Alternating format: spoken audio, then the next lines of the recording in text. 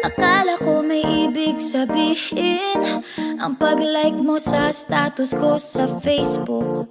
Nagre-reply ka rin sa Twitter.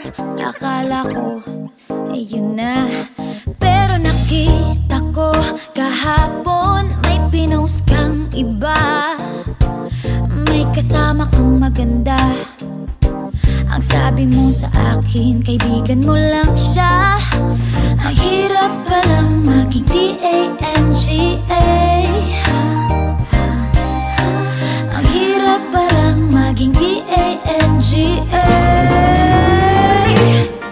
Pinapaasa mo lang ako kasi alam mo na crush kita. Oo, na crush kita. Pambihira o nung dati pa.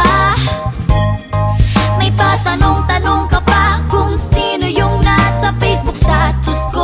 Hoy! Tungkol yan sa'yo.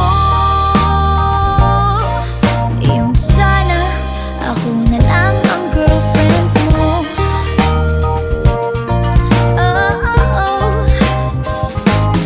Parang gusto ko nang sabihin ang feelings ko na tinatago sa'yo. Para na akong pulis, maka-stalker sa profile mo. Ano ba?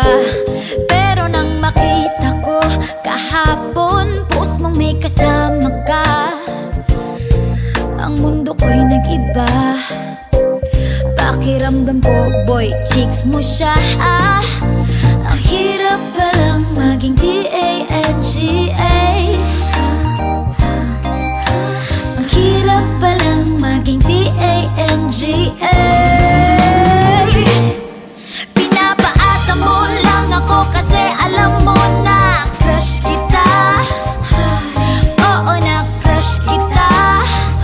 Pambihira o nung dati pa. May patanong-tanong ka pa kung sino yung nasa Facebook status ko. Hoy! Tungkol yun sa'yo. Yung sana ako na lang ang girlfriend mo.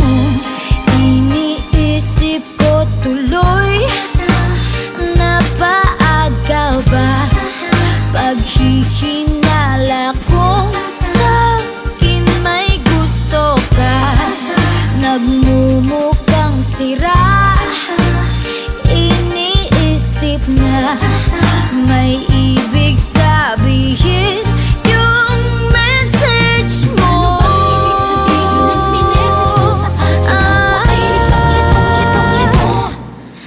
Ang hirap palang maging D-A-N-G-A. Ay, ang hirap palang maging D-A-N-G-A.